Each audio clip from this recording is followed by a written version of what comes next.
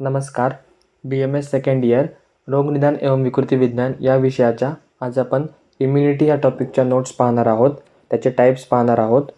तर या रिव्हिजनच्या हिशोबाने शॉर्ट नोट्स आहेत, या डिटेल नोट्स नाहीत. फक्त रिव्हिजन करण्याच्या अनुषंगाने या नोट्स तुम्ही वापरू शकता.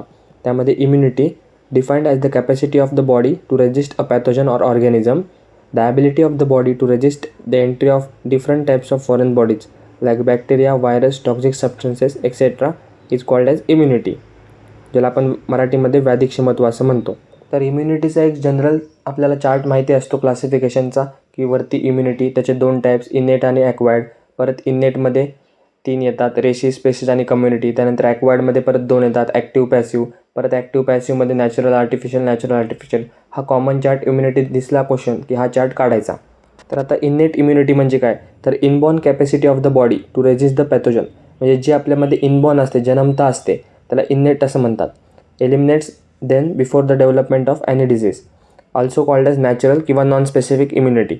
त्याचं मेकॅनिझम सुरुवातीला पॅथोजन डिटेक्शन होतं, इमिजिएट रिस्पॉन्स येतो, त्यानंतर activation of the complement system, cytokinin release होतात आणि अँटीजन प्रेझेंटेशननी टिश्यू रिपेअर होतो. तर अशा प्रकारे इनेट इम्युनिटी काम करते.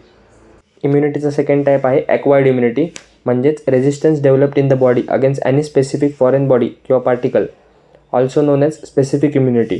Most powerful mechanism, protects the body from invading organism, आणि यासाठी लिम्फोसाईट रिस्पॉन्सिबल असतात.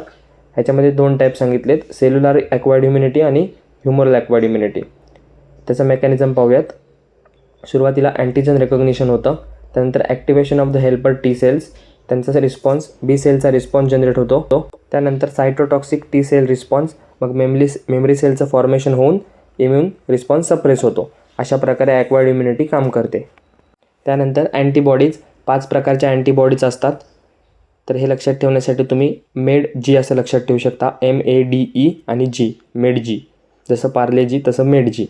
IgA, IgD, IgE, IgG आणि IgM. IgG हे जास्त, म्हणजे 75% ऑफ द अँटीबॉडीज फॉर्म करतात, म्हणजे त्याचा क्वांटिटी जास्त असते. त्यानंतर अँटीबॉडी म्हणजे काय, तर antibody is a protein which is produced by the B lymphocytes in the response to the presence of antigen. त्याचं function, mechanism in the external secretion IgA, त्यानंतर reorganization of the antigen IgD, allergic reaction IgE, complement fixation IgM आणि control fixation IgG. तर हे होतं antibodies आणि त्यांचं functions. इम्युनिटीमधला next point आहे लिम्फोसाईट. लिम्फोसाईट हे एक WBCचा टाईप आहे, आपल्याला माहिती आहे. ओवल शेप असतात, त्यांची नॉर्मल रेंज सांगितले 1500 to 2700 cubic mm.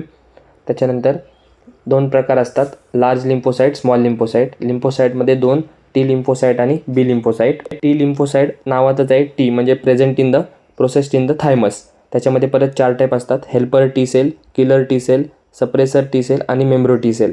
B lymphocyte, B म्हणजे bone marrow, processed in the bone marrow आणि लिव्हर. त्याचे 2 टाईप्स, प्लाझ्मा सेल्स आणि memory cells. T lymphocyte stored in the lymphoid tissue, spleen, bone marrow आणि GI tract.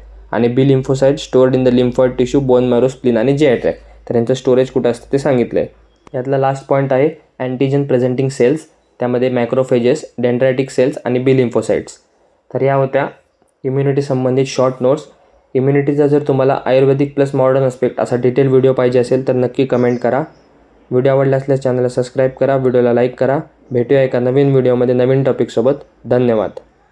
So guys, subscribe Ayurveda Essence for more such videos. You will get all handwritten notes here.